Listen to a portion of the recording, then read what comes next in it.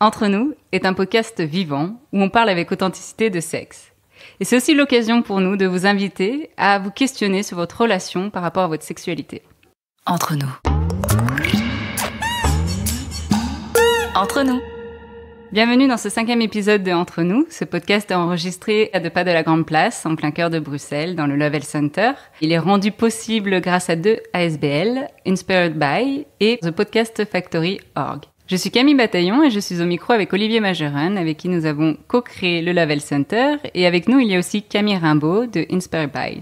Pour cette première saison, nous avons décidé de coproduire ce podcast entre nous, c'est-à-dire le Lovell Center et Inspired by, qui nous permet en fait d'avoir un enrichissement dans les conversations et d'apporter un regard extérieur.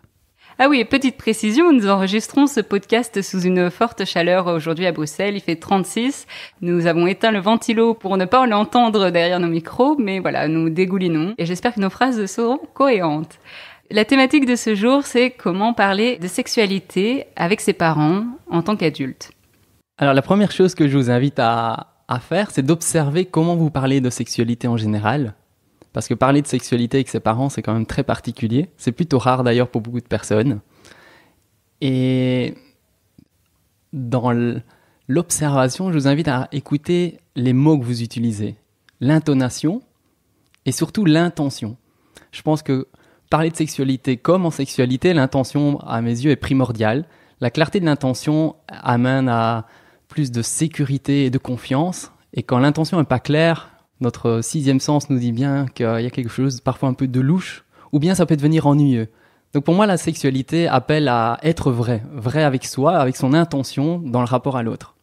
Oui, et du coup, la question qui peut se poser, c'est pourquoi en fait on devrait aborder la sexualité avec ses parents ? Est-ce que c'est quelque chose que tout le monde doit faire ? Est-ce que c'est quelque chose qu'on souhaite faire ? Parce que voilà, on va peut-être découvrir des choses, apprendre des choses qu'on n'a peut-être pas envie de découvrir. Alors pour toi, c'était quoi ton cheminement, Olivier, par rapport à cette question ? Mon cheminement au départ, c'était de partager ma joie en fait, d'une sexualité de plus en plus épanouissante et agréable. Ça s'est fait de manière très naturelle et spontanée. C'est après coup, en fait, en discutant avec d'autres personnes, que je me suis rendu compte que c'était pas habituel. Et les raisons de mes questions étaient de savoir un petit peu d'où je venais en fait et qu'est-ce qui pouvait potentiellement faire écho entre la vie sexuelle finalement du couple de mes parents et la mienne. Est-ce qu'il y avait un écho dans mon couple à moi ? Est-ce qu'on est si différents que ça ? Oui, non, peut-être pas. Quels sont les liens en fait que je peux faire ? Finalement, je me suis rendu compte qu'on est quand même tous très très semblables. On vit des périodes de vie parfois très similaires et c'est parfois étonnant. Et de le révéler, c'est libérateur. Et donc pour toi, c'était un moyen, du coup, en questionnant la sexualité de tes parents, de questionner ta propre sexualité, d'essayer de faire des parallèles ? Aussi. Alors, à propos de la question, ce que j'ai envie de souligner, c'est qu'une question, c'est une quête. Et une quête, ça peut amener de l'inconfort. Il faut être conscient qu'une question, ça peut être très déstabilisant ou très inconfortable. Une question, ça invite à se dévoiler, de faire une petite introspection, une recherche intérieure. C'est un processus assez lent d'introspection. Et je pense qu'il faut une intention claire et une qualité de présence et prendre le temps de le faire, de se dire, OK, je sais que ça peut être délicat. Et justement, moi, par exemple, dans mon cas, je me dis, je pose pas la question, des fois par peur de la pudeur aussi, enfin, respecter la pudeur, par exemple, de nos parents, de notre famille. On pense qu'on va les mettre mal à l'aise. Donc, tu parlais aussi de l'intention, donc d'essayer d'avoir une intention claire par rapport à ça. Est-ce que tu peux en expliquer un peu plus ? Oui, alors, un peu comme toute personne, je pense qu'au cheminement enfant, ado, adulte, on pose des questions à ses parents ci et là. Je ne parle pas tout à fait comme on l'a dit au début, on parle d'adulte en adulte. Et les premières questions clés qui ont vraiment ouvert quelque chose de fort entre moi et mes parents, et un nouveau type de dialogue, c'est cette question liée à l'orgasme. En fait, je leur ai posé la question tout simplement, quels ont été pour eux leur plus bel orgasme ? Waouh. Directement dans le vif du sujet. Oui, un samedi matin d'ailleurs. J'arrive chez eux, ils sont super contents de me voir parce que je passe pas nécessairement souvent et donc il y a cette joie de la rencontre. Ils savent que voilà, je suis passionné par la sexualité, je leur dis directement, voilà, si vous voulez me faire le cadeau, vous n'êtes pas obligé de répondre. Quel a été votre plus bel orgasme ? Ah oui, c'est une question auquel, si je dois réfléchir, me dire, je pose cette question par exemple à ma mère. Tout de suite, ça me crée un peu de l'angoisse, me dire, oulala, mais c'est quand même puissant de poser une telle question. Et aussi avec la crainte d'une réponse négative en disant peut-être je l'ai jamais vécu. Donc c'est aussi se poser la question de tiens, comment on interprète et comment on se représente la sexualité de nos parents, surtout si par exemple elle n'est pas épanouie. Est-ce que du coup on peut faire aussi des projections sur la nôtre? Enfin c'est vraiment réfléchir à la réponse que les parents vont nous donner aussi. Et est-ce que tu avais l'impression d'avoir déjà un peu préparé le terrain, j'ai envie de dire, avant de poser cette question-là ce samedi matin? Est-ce que vous aviez déjà mis en place une communication libre sur d'autres sujets qui sont peut-être plus simples à aborder? Oui, tout à fait. J'ai eu l'occasion de faire plusieurs stages de développement personnel sur plusieurs années, sur différents thèmes. Et c'est des moments d'intimité où on sait qu'on se retrouve à discuter de sujets qui touchent émotionnels, affectifs et qui sont beaux, qui sont transformateurs. Et donc c'est vrai que ça peut être perçu comme une étape supplémentaire d'aller discuter sur la sexualité. Et quelle a été leur réponse? Est-ce qu'ils ont rebondi sur ta question? Alors ils m'ont dit bonne question, tu nous surprendras toujours. Tu viens chaque fois avec de nouvelles questions qui nous interpellent et en même temps avec une joie. Vraiment, ils avaient le sourire et ils m'ont dit comme ça, je sais pas. Ils m'ont regardé, ils se sont regardés et écoute, comme ça, j'ai rien de particulier à te partager. Et puis je leur ai dit j'ai commencé à partager des expériences que moi j'ai eues, de sensations intenses, en ouvrant le chemin simplement par moi, en disant regarde, moi j'ai eu des choses comme ça, c'est quand même fabuleux. Est-ce que toi t'as pas vécu des trucs similaires dans ta vie? C'est beau, du coup tu les invites vraiment à cette introspection, qui réfléchissent à leur sexualité. Et du coup toi, quand tu partages justement un moment que tu as vécu ou des sensations orgasmiques que tu as vécues, comment ils se sentent par rapport à ça, d'entendre leur fils raconter un petit peu des éléments de sa sexualité? Leur joie est de me voir en joie quelque part. Il y a ce côté où ils savent que je suis dans mon élément et j'adore parler de ça. Et ils sont vraiment heureux de pouvoir participer à leur manière, à leur rythme, avec leurs capacités et leurs limites à cet éveil finalement, à ce partage. Donc ils sont vraiment heureux de communiquer. Ce que j'aimerais souligner en fait dans ce que tu partages, c'est, j'ai envie de dire, la double direction que peut prendre la discussion. C'est-à-dire qu'on peut venir dans un sens avec une question, donc de demander quel est votre meilleur orgasme et d'attendre une réponse. Et il y a aussi cette possibilité de venir avec un partage.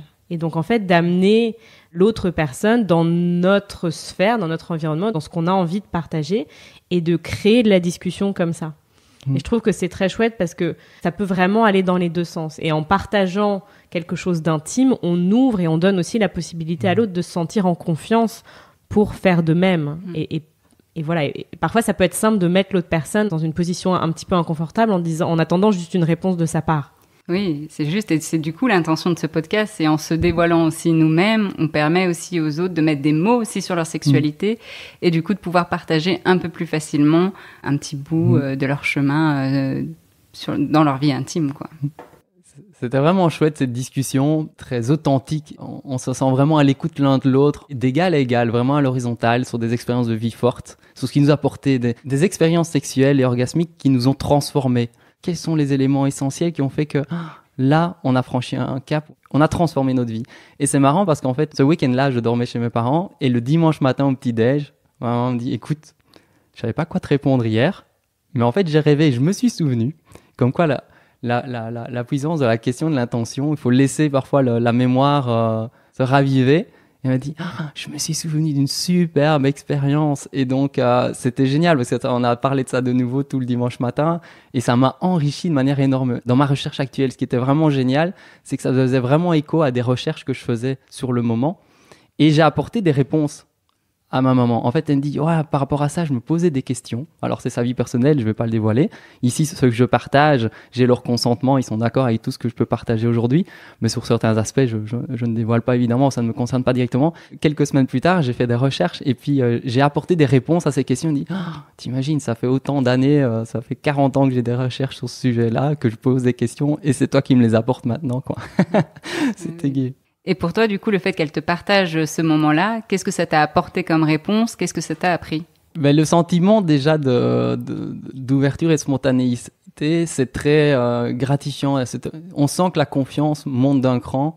On est en train de vivre entre adultes, en train de créer un nouveau monde, quelque chose entre nous, mais qui peut émaner au-delà du cercle familial. Il y a quelque chose où on sait que ce partage qui se passe de manière intime entre mes parents et moi va se faire ressentir de manière naturelle et subtile dans ma relation à moi familiale avec mes enfants, avec ma partenaire.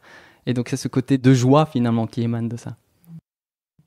Oui, c'est beau quand tu dis justement, du coup c'est une discussion entre adultes. À ce moment-là, je l'ai eu aussi avec ma mère où je me sentais comme une petite fille et sa maman. Et puis on a eu une discussion au restaurant, je ne sais plus comment c'est venu sur la table, mais où elle m'a raconté sa sexualité à l'âge que j'avais à cette époque. Donc c'était quand j'avais 25 ans, donc il y a quelques années. Et le fait qu'elle me partage un bout de sa vie intime, vraiment, ça m'a mis aussi sur ce pied de en fait, on parle entre femmes. En fait, ma mère, cette superwoman, est aussi une femme qui a aussi des questionnements, des doutes, qui a vécu une vie que je suis en train de vivre maintenant. Et donc, ça m'a vraiment mis aussi sur un peu le même niveau, quoi, de femme à femme. Et ça, c'était un chouette moment, quoi. Ça sonne un peu comme une initiation pour moi, en fait. Quand tu partages ça, ça me rappelle un vécu personnel.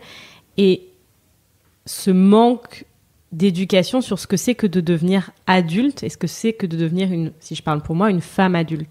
Et vraiment, le fait d'avoir ces discussions et de se retrouver à pied d'égalité avec sa mère ou avec d'autres femmes, j'ai vraiment l'impression qu'on retrouve cette forme d'initiation, de passage à l'âge adulte. Et c'est super beau, en fait. Ah oui, c'est un rite, quoi, un rite de passage, quoi. Et c'est aussi le fait que la maman puisse dire, bah écoute, j'ai une sexualité, je suis ravie de te la partager et je t'invite aussi à avoir une sexualité, en fait, de femme à femme, que tu puisses aussi découvrir ça. Donc c'est comme aussi une autorisation. En fait, quand on met les mots, on revient là-dessus, mais quand on met les mots, quand on ose en parler, eh bien alors du coup, ça ouvre les portes pour nous découvrir plein de choses, quoi.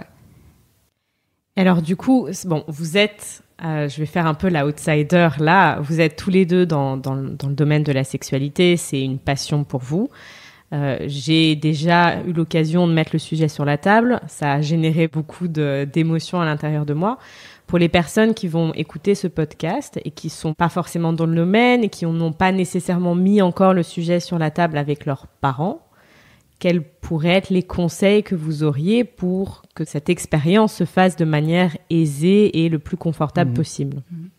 C'est une bonne question. Pour ma part, c'est encore un sujet aussi très difficile à aborder, bien que je sois dans le domaine. Dans ma famille, de dire ma profession, c'est des fois aussi un peu touchy, quoi. On n'ose pas trop dire, ah oui, Camille, elle est sexologue, etc. On essaye de passer par d'autres biais. Ou alors on le dit d'une manière très un peu honteuse. Mais la première chose que je dirais, c'est déjà d'avoir des moments de qualité, en fait, avec ses parents. D'avoir des moments one-one, quoi, où on puisse aborder un peu plus profondément des thématiques générales pour ensuite aller vers le plus spécifique et donc de parler de sexualité. Pour ma part, c'est vraiment le côté naturel et spontané. Comme la première question, c'était quelle était pour vous une superbe expérience orgasmique qui est transformatrice. C'est une question intemporelle quelque part. Ce moment, il a pu avoir lieu à n'importe quelle période de la vie. D'ailleurs, dans le cas de ma maman, c'était très très jeune. Et la deuxième question que j'ai posée, qui était transformatrice, c'était de comprendre la sexualité de mes parents quand j'étais dans le ventre de ma maman, donc pendant la grossesse et après l'accouchement. Ce moment charnière, c'est ce côté un peu de moment de vie éloigné, où quelque part, c'est même obsolète. Il y a une certaine distance naturelle, mais on parle du sujet. Et donc, voilà, ça, c'est 2 conseils. C'est de parler de manière indirecte pour ne pas être trop confrontant. Et finalement, les choses se font vraiment petit à petit. Dernièrement, c'est ma maman qui me parle directement aussi, naturellement, de sa vie sexuelle, parce qu'il y a vraiment une intimité qui s'est construite. À force de dialoguer, on ouvre quelque chose. On ne sait pas quoi exactement, mais on laisse le rythme naturel des choses se mettre sans pression. Et du coup, là, je voudrais rebondir. Tu emploies le mot intimité, donc le côté intime. C'est un sujet sur lequel j'ai voulu me pencher récemment et essayer de comprendre la différence entre le côté tabou, le côté intime et la pudeur, avec ce questionnement de est-ce que l'intime ne vient pas finalement cacher le tabou? Et ça serait intéressant pour moi d'avoir un peu votre vision là-dessus. À quel degré d'intimité on peut aller avec ses parents? Est-ce que ça pourrait être normal de ne pas avoir envie d'aller dans l'intimité? Ou est-ce que fondamentalement, cette peur peut-être d'aller dans l'intimité est liée au fait que la sexualité reste quand même encore un sujet tabou? Oui, je pense qu'il faut d'abord s'écouter, savoir aussi, on ressent aussi quelle éducation on a eu de nos parents, donc ça nous aiguille déjà sur la manière dont on va aborder cette discussion ou non avec nos parents. Ça dépend de la manière dont on communique aussi en famille. Est-ce que voilà, il y a des choses, des non-dits, on sait que ces sujets-là, on les abordera jamais. Ça, on en a conscience inconsciemment de sujets qui ne seront jamais abordés en famille. Après, on peut rentrer dans cette démarche de développement personnel, essayer de passer cette peur de poser la question, d'aborder la sexualité avec ses parents. Après, on ne sait pas en retour, voilà, qu'est-ce que les parents vont nous apporter comme réponse, mais au moins, nous, on peut faire notre cheminement. Et puis, on sait qu'il y a des sujets avec la famille qu'on n'abordera pas. Et puis aussi, on sait au sein de notre société qu'il y a des sujets qui restent tabous. Il y a des sujets dont on n'abordera pas parce que la société ne nous le permet pas, parce qu'on ne peut pas mettre des mots dessus, parce qu'il y a des expériences qui sont interdites ou alors, censurées. Et puis, ça soulève la question on en parlait aussi un peu tout à l'heure, de quand on passe d'adulte à adulte, femme à femme, homme à homme, ce rituel de passage, en fait. Quel est le marqueur qui va dire « Ah bah là, mon fils, ma fille, tu entres dans une vie de femme-homme avec une sexualité qui t'est propre ». Pour revenir sur les 3 termes qu'ils ont utilisés, intimité, pudeur et tabou, je dirais que l'intimité, c'est ce qu'on ne partage pas nécessairement avec tout le monde. En tout cas, il faut un certain niveau de confiance et d'ouverture avec l'autre personne. Ça peut se faire en individuel ou en public, mais ça reste quelque chose d'intime qu'on ne partage pas avec tout le monde. On choisit les personnes avec qui on le dit. La pudeur amène, c'est un signe, une limite. C'est simplement, chacun a une pudeur différente. C'est une limite naturelle qui convient de respecter, quel que soit l'âge de la personne, enfant, adolescent ou adulte. C'est sentir où est-ce qu'on devient impudique par rapport à la personne. C'est pas par rapport à ça, c'est plutôt écouter où est la limite de l'autre. Et le tabou, c'est ce qui est culturellement non acceptable. Donc c'est vraiment spécifique à ce qui se passe aujourd'hui dans notre culture à ce moment-ci. Donc ça évolue pour chaque culture en fonction du temps. Mais c'est une moyenne sociétale de dire ça se dit pas. Et que du coup aussi, en revenant sur la pudeur et l'intimité, pas toutes les personnes peuvent aborder en fait ce sujet en famille. Donc on a conscience aussi, et là on le voit bien d'ailleurs entre nous, Olivier, ta démarche que tu as avec tes parents et moi ma démarche qui est complètement opposée, quoi. Moi je sais que ça reste quand même assez tabou, j'ai l'envie d'en découvrir un peu plus, mais il y a aussi toute cette pudeur, il y a aussi cette éducation et la communication dans ma famille qui est telle qu'elle et qui fait qu'il y a des sujets, je sais, qui m'ont demandé beaucoup plus d'efforts, par exemple par rapport à toi, pour les aborder. Après, il y a aussi des conseils. Je parlais de périnatalité tout à l'heure. C'est aussi un moment propice de la vie parce que voilà, les tabous sont aussi liés au rituel de passage. Mais quand on devient parent, par exemple, quand on a la chance de devenir parent, on vit un moment intime qui se passe 1, 2 ou 3 fois dans une vie en moyenne. Et là, on a un moment en général très particulier d'ouverture et de dialogue peut-être avec les parents, si vous avez la chance, effectivement. Et c'était une possibilité aussi d'aborder ce genre de sujet, de se dire, tiens, vous, à cette période-là, qu'est-ce que vous avez vécu quelque part ? Est-ce que vous pouvez m'éclairer sur mon chemin ? D'où est-ce que je viens ? Qu'est-ce qui se passe ? Et moi, j'ai remarqué à l'époque qu'il y avait des échos énormes entre ce que je vivais et ce que mes parents ont vécu. Et j'étais vraiment étonné de voir à quel point c'était similaire et j'avais été content de poser la question parce que c'était vraiment libérateur. Wow. Puis souvent aussi, on se demande en tant qu'enfant, on a cette question aussi, cette curiosité de se dire « Tiens, comment j'ai été conçue ? Où est-ce que mes parents ont fait l'amour dans tel endroit ? Est-ce que c'était quand ils étaient en vacances ? Est-ce que c'était surprise ? Je ne sais pas si toi, tu l'as eu, cette question de se dire, tiens, en fait, où est-ce que j'ai été conçue ? Dans quel contexte ? Comment ? Voilà, vous avez eu cette question, ce questionnement ? Moi, je ne me rappelle pas l'avoir posée, mais je vais aller la poser. Eh bien, moi, en fait, j'ai 2 frères aînés. Et j'ai un frère qui est né 2 ans avant moi. Et suite à l'accouchement, ma maman a eu une déchirure du périnée qui s'est mal cicatrisée, qui était mal réparée. Il y a eu plusieurs opérations. Et ce qui fait qu'en fait, je suis arrivé dans un contexte où ma maman avait énormément de douleurs vaginales et de pénétration. Et donc, ils ont dû réinventer leur sexualité. Je suis arrivé dans une période pendant 2 ans où la situation de couple avait fortement évolué. Parce qu'évidemment, il y avait 2 enfants à gérer. Mon frère passait plus de temps à l'hôpital qu'à la maison. Il y a du stress, donc les parents ne se retrouvaient pas souvent. Et quand ils se retrouvaient, ils ont dû réinventer. Et donc mon père était dans une phase de grande frustration sexuelle Et ce qui est chouette, c'est qu'ils ont été créatifs, ils ont trouvé d'autres manières de se retrouver. Et comme il y a des grandes douleurs de pénétration, et ça s'est résolu bien plus tard, en fait, ils ont réorienté par la caresse, le massage et les caresses externes, en fait, de la vue et du plaisir. Ils ont réorienté la manière d'avoir du plaisir, en fait, entre eux.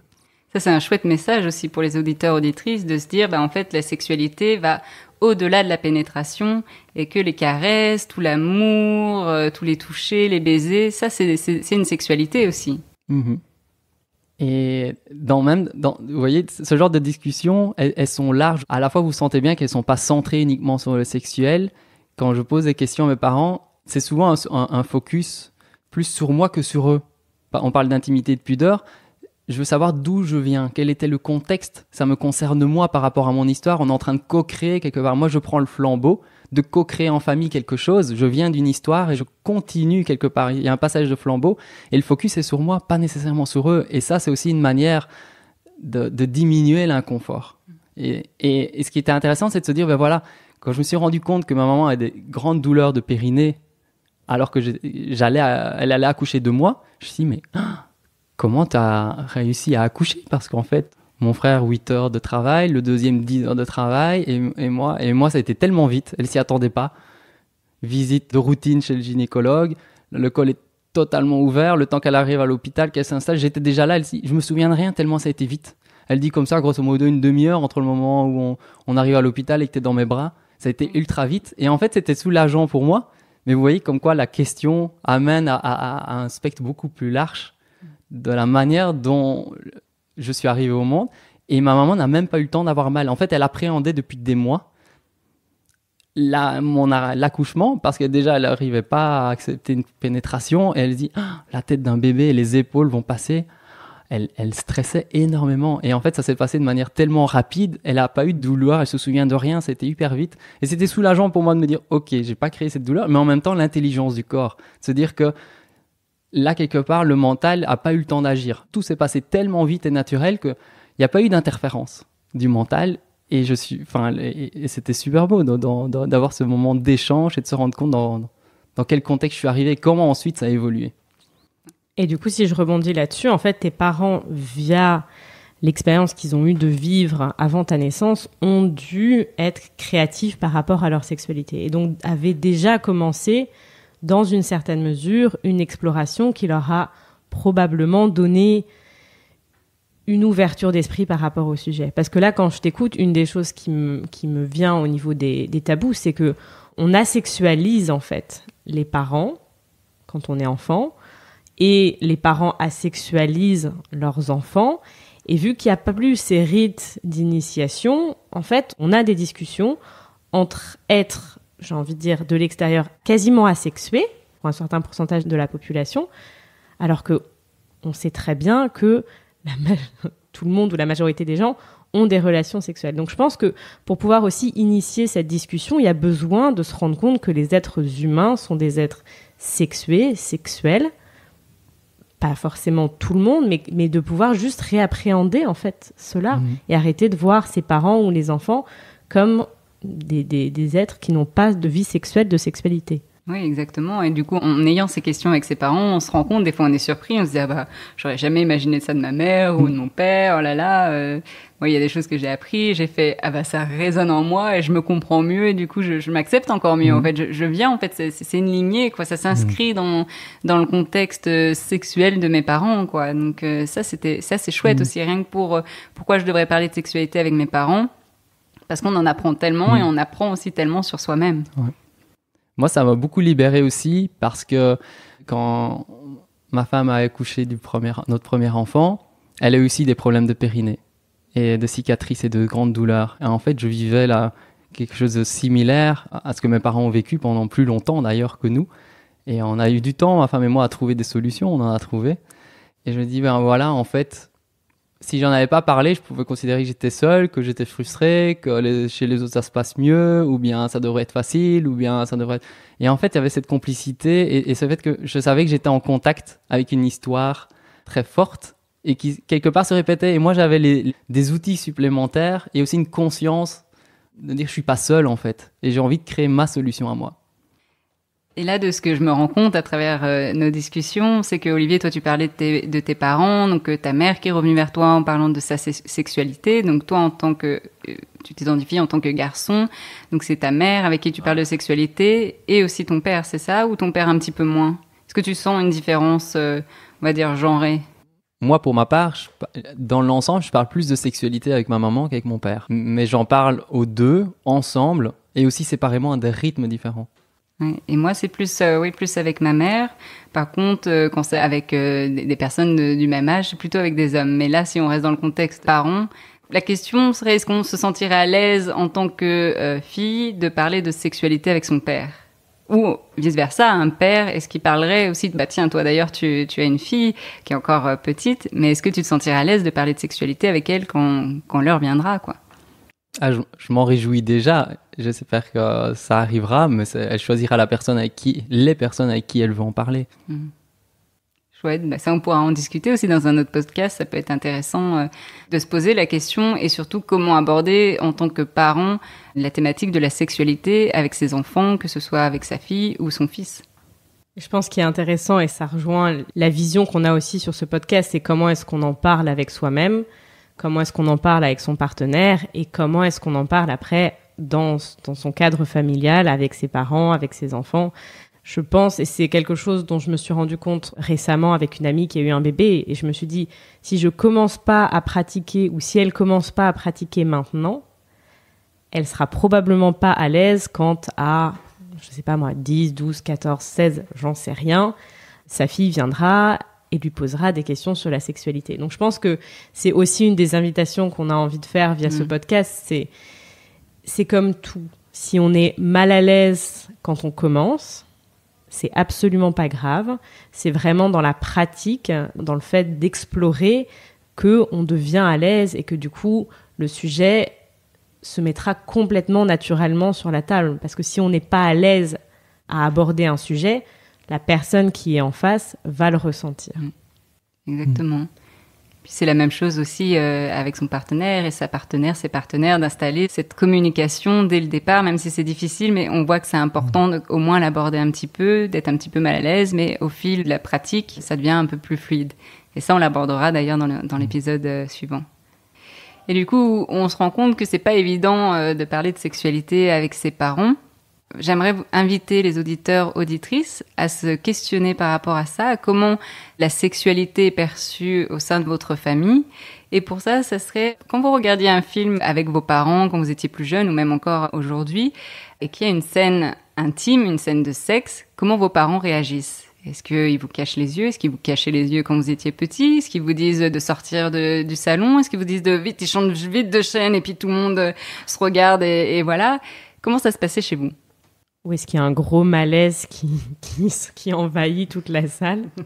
Comme deuxième invitation qu'on voudrait partager avec vous, c'est cette idée de pouvoir ressentir, explorer un petit peu même à l'intérieur de vous, quel est le contexte dans lequel vous avez été éduqué. Comment est-ce que la sexualité a été abordée pour vous au sein de votre famille et quelle est la relation que vous avez vous-même, en fait, dans le cadre de votre famille, avec la sexualité? En troisième invitation, je vous propose de prendre du recul et de manière générale, par rapport à votre histoire personnelle, savoir quelles questions vous aimeriez poser à vos parents. Qu'est-ce qui résonne avec vous? Qu'est-ce qui est naturel et spontané pour vous comme centre d'intérêt qui peut vous aider, vous, dans votre vie aujourd'hui? Voilà, c'était le 5e épisode d'Entre nous. On a pris un réel plaisir de partager de cette thématique qui n'est pas évidente, on s'est rendu compte de ça. N'hésitez pas à partager ce podcast avec vos amis, avec vos parents peut-être. Et puis, on se retrouve très bientôt. En tout cas, likez notre podcast. N'hésitez pas à partager et puis à donner des sous-sous. Entre nous. Entre nous.